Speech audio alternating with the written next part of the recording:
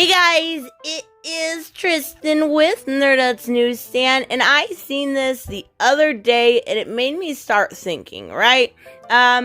We are getting a new character when it comes to Captain Marvel. She's getting her super secret sister and a bunch of new powers that I don't care about because Captain Marvel is, and has been for a long time, a terrible character.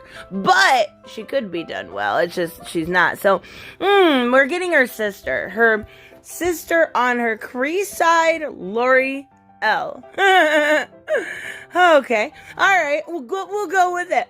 What I want to show you is how they introduce this character, right? First impression, right off the bat, they want to show you that this is Abby 2.0. Don't get me wrong, I really did end up liking Abby in The Last of Us 2, but this is definitely Abby 2.0. Like, this is blue Abby.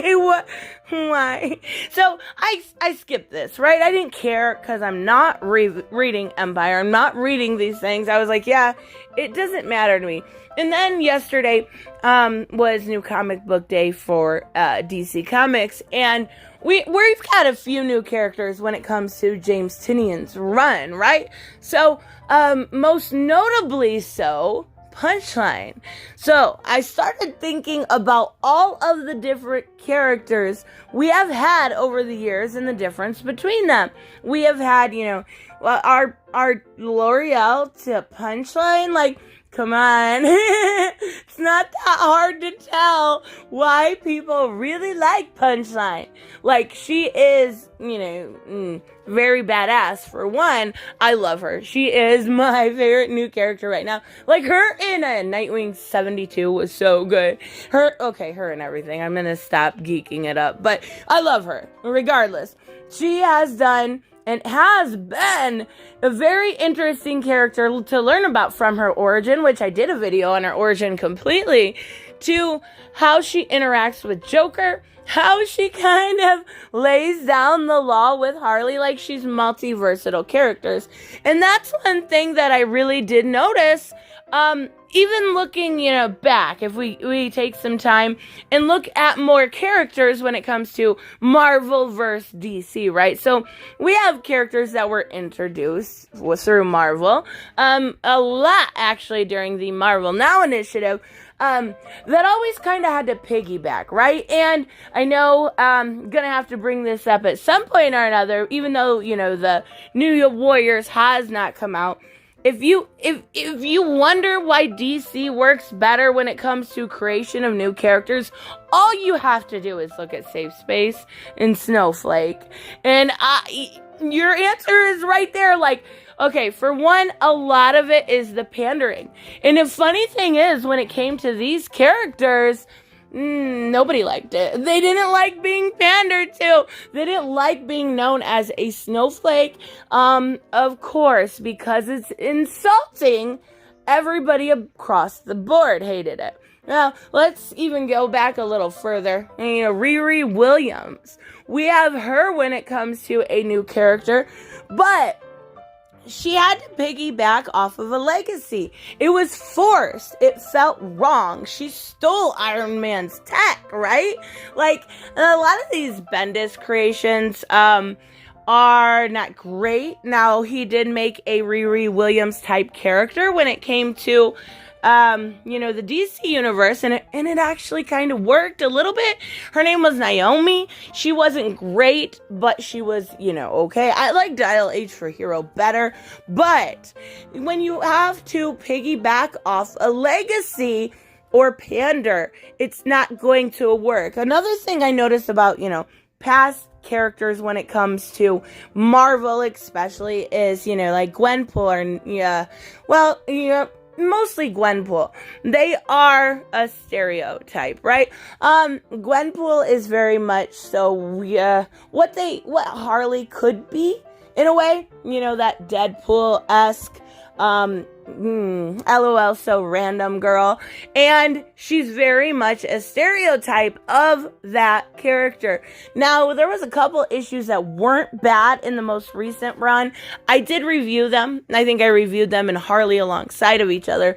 Because, showing you all the time. Oh, maybe I shouldn't make these videos. It just shows what a DC fangirl I am. But even so, we've got Gotham Girl, who's done a pretty decent job. We saw her lose powers. We saw her grow. We saw her go through nearly 85 issues. Okay, maybe not quite that many, but quite a bit. And learn how, to be an anti-hero, right? We saw growth. We saw development. And that's exactly what we're getting when it comes to Punchline. And that's exactly what we got when it comes to a lot of these characters. I'm sorry. Like Jessica Cruz. Now, Jessica is newer, right? She's new-ish. Jessica has always been my favorite character when it comes to the Lantern Corps for a lot of really good reasons. And most importantly so, because of her character development. I loved her from, the word go, because she was very... what is this representation thing? I saw myself in her. I saw the anxiety she went through. I saw the inability for her to, control those kind of things, be socially awkward, say the wrong things at the wrong times. Yeah, I saw a lot of that in Jessica that I had in myself, so I loved her. But you don't see those things from new characters. Really, you see those kind of developmental things in Moon Girl. Really, or even Nadia Pym. Those characters don't go through it. They're either forced legacies, they're stereotypes, they're not memorable, and they're usually just thrown in to be mouthpieces, right? So, you can tell why these characters are working. Something at Marvel really needs to change. Something at Marvel really needs to let go, because if we're just, looking at this L'Oreal character, you can't be serious. You can't be serious. I understand. You are trying to get away from the male gaze, which is really, honestly, quite silly. Females like pretty characters. They don't want to look at something, grotesque. And I'm not saying she's grotesque. I'm just saying, females like that type of sexy, sleek character. These people, these superheroes, are supposed to be the best of the best. And I apologize if you hear purring. My kitty, Bane won't stay off of me, so I gave up on the fight. But, I don't remember what I was saying. But yeah, getting back to my point. These characters are supposed to be the best of the best. They are supposed to be these superhumans. They are supposed to be everything that we can't be, training all the time, saving people. They are supposed to be 100%, the percent that we can't be. And that's what they should be. But male gaze or whatever. So, it's so dumb. Oh boy, Marvel, you are doing something else when it comes to this recently. Maybe they'll get back to normal, but it seems highly unlikely, especially with the issues we've seen lately with the Whisper networks and everything else. It just seems highly unlikely that, in the long run, that we're going to see any change from Marvel. Now, of course, I could be wrong. That's my personal speculation. I do see a lot of really good change when it comes to DC. They listened. We didn't win Generations. They listened. There's a lot of things that I see that's doing well in their area, but Marvel just doesn't seem to care what the fans want, and that's a hard pill to swallow, but it really has been the truth lately. And it's why I quit Marvel so long ago. I'm not going to spend money on books that weren't made for me. So, anyways, let me know, of course, what you guys think about Carol's new beautiful sister. Or let me know what you think about Punchline or anything else that I mentioned. And I will see you guys in the next one. Bye-bye.